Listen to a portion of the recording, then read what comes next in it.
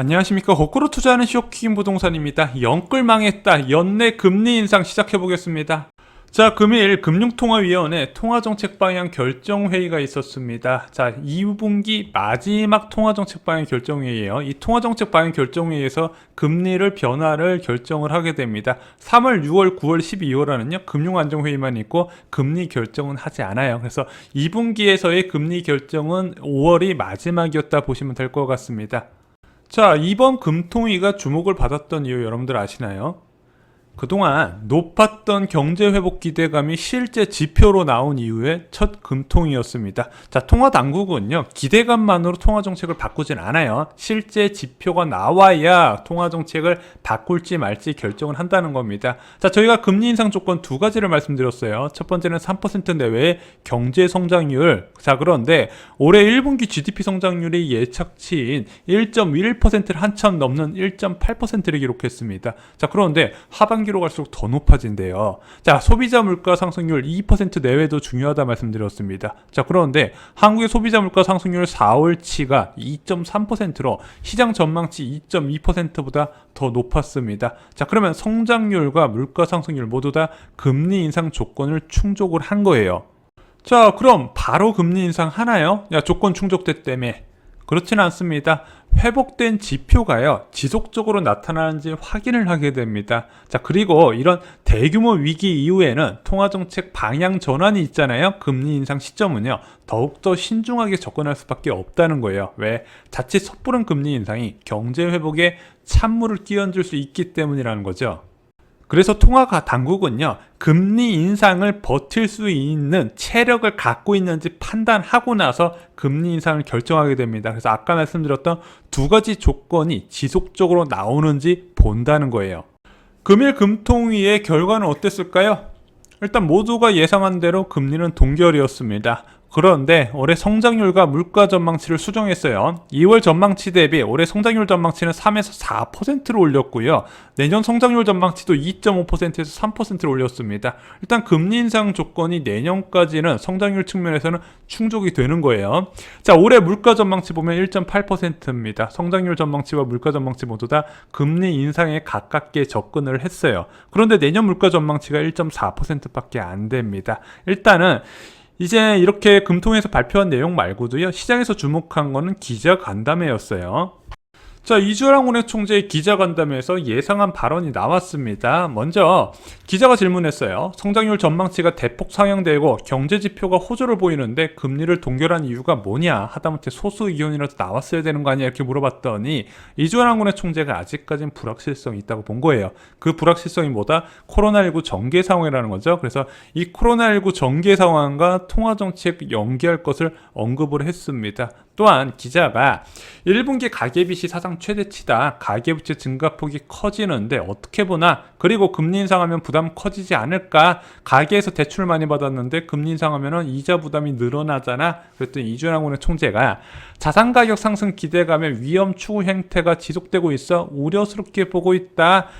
금리 인상이 이자 부담 증가는 맞지만 그렇다고 지연할 경우에 더 큰 문제를 발생한다. 금융 불균형 누적 방지를 위해서 늦지 않게 금리 인상 필요성이 있다고 직접적으로 언급을 했습니다. 특히 주목을 받았던 기자 질문이 무엇이 있냐? 야, 그러면은 금리 인상할 때 시그널 주냐? 사전에 깜빡이 켜주냐? 이렇게 물어봤더니 이주랑 은행 총재는 코로나19 대응 과정에서 이례적 수준으로 낮은 금리를 유지했는데 경제 회복 과정에서 정상화되는 것은 당연한 것이다.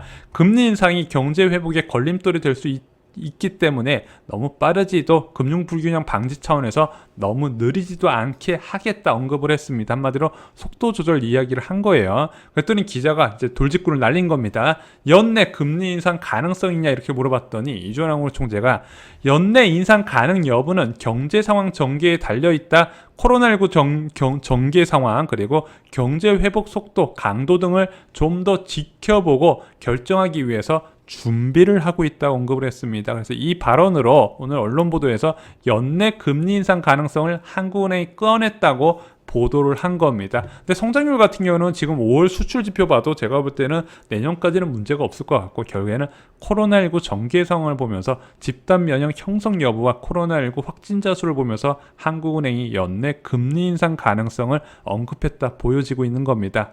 자, 그런데 유독 증권가에서는 멀었다는 평가를 내놓고 있어요. 자, 연내 금리 인상 가능성 시사했지만 전문가, 한마디로 증권 채권 전문가들이에요.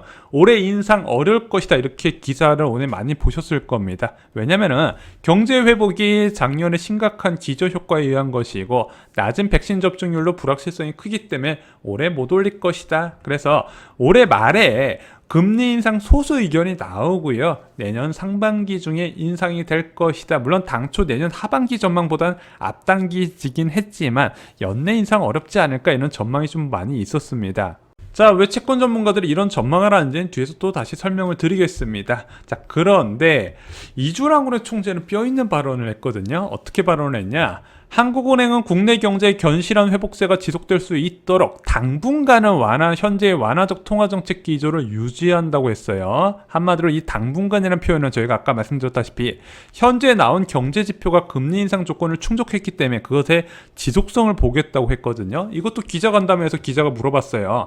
야, 그러면은 당분간 현재 완화 기조를 유지한다고 그랬는데 당분간은 어느 정도의 시계를 예상하냐, 그렇게 이야기했거든요. 그랬더니 자, 이주황원의 총재가 이렇게 언급을 했습니다. 경기 회복세가 예상보다 빠르지만 코로나 상황을 좀 더 지켜보겠다고 했습니다. 한마디로 코로나19 연계와 금리 인상이 연계된다는 거예요. 자, 이주랑군의 총재가 코로나19에 염려하는 이유는 간단합니다. 현재 백신 접종률이 7.7%밖에 안 돼요. 게다가 2분기 때 수급 불균형에 대한 우려가 커졌고 백신 접종자 일일 확대가 지금 안 되고 있거든요. 그런데 오늘부터 하루 평균 100만 명 접종이 시작됩니다. 게다가 지금 백신 제조업체에서 생산량을 크게 늘리고 있죠. 그래서 정부의 목표한 대로 2분기에 3,600만 명 1차 접종이 진행된다면 3분기에는 집단 면역이 가까워지게 됩니다. 야, 1차 접종 3,600만 명은 어떻게 집단 면역이 되냐? 1차 접종만으로 예방률이 86%나 나기 때문에 그런 거예요. 그래서 금리 인상 조건은요, 3분기 시점에서 충족이 될 것이다, 이렇게 보여지고 있는 겁니다. 자, 또한 이번 금통위에서 주목받지 못한 것이 있어요. 왜 금리 인상을 해야 되냐? 이주랑 총재는 건실한 경제 회복세와 금융 불균형 누적 우려를 이야기를 했습니다. 자, 그런데 물가 부분에 대해서는 언급은 없었어요. 그러면서 올해 물가 상승률 전망치를 1.8%로 올렸습니다. 물가가 2분기 때 일시적으로 튄다고 본 거예요. 그래서 하반기 때는 다시 낮아지기 때문에 한국은행 목표치 2% 미만을 기록할 것으로 봤습니다. 게다가 내년 물가 전망치는 1.4%, 저물가 상황이기 때문에 물가단에서 통화정책 변화를 야기시키지 않는다 언급을 한 거예요. 자, 이것 때문에 증권가에서도 당분간 금리 인상이 좀 늦춰질 것이다, 이렇게 언급을 한 겁니다. 자, 그런데 한국은행의 2021년 물가 전망이 어떻게 바뀌었나 여러 번 말씀드렸죠. 자, 2020년 11월에 나왔던 경제전망 보고서에서는 올해 물가 상승률 1%로 봤고 2022년 내년에는 1.5%로 봤습니다. 그리고 나서 올해 2월에 나왔던 경제전망 보고서에 1.3% 그리고 내년에는 1.4%로 수정치를 제시해요. 그리고 나서 2021년 5월에는요 1.8%로 올리고 내년에는 1.4%로 유지를 하게 됩니다. 그리고 5월, 6월 소비자 물가 상승률이 3% 내외 수준에서 나오면 다시 한번 수정치를 내놓을 거예요. 아마 2%까지는 올릴 거라고 보여집니다. 자, 장난하냐 이런 생각 들죠. 3개월마다 물가 상승률 전망치 바꾸는 게 무슨 전망이냐. 그래서 이것이 증권가의 저금리 지속을 기대하게 하는 요소다, 이렇게 말씀을 드렸어요.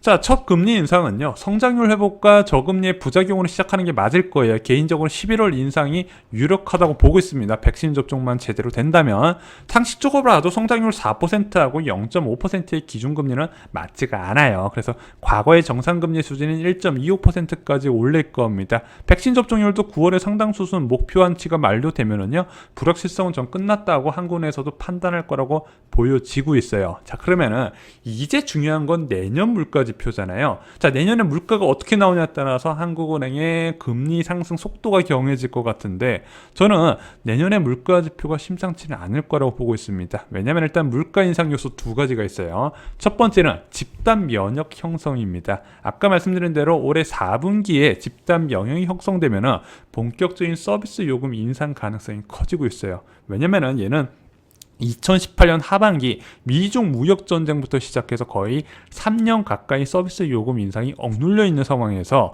지금 공산품 가격과 원자재 가격이 많이 오르고 있잖아요. 그러면 계속해서 인상 압력이 쌓여 있음에도 불구하고 소비가 회복되지 않아서 못 올리고 있었던 게 내년에 한꺼번에 올라갈 확률이 있습니다. 게다가 한국 소비자 물가 상승률에서 서비스 요금이 가장 큰 비중을 차지하죠. 게다가 공공 서비스 통계 개편도 내년에 예정되어 있습니다. 지금 소비자 물가 상승률 0.2에서 0.3%포인트를 낮추는 요소가 바로 고교 납입금 같은 정부의 무상교육 일환으로 따른 공공 서비스 요금 하락 효과거든요. 그것이 내년부터 없어지게 됩니다. 그러면은 현재 나와 있는 것보다 0.2에서 3%포인트는 더 올라갈 거라고 보는 거예요.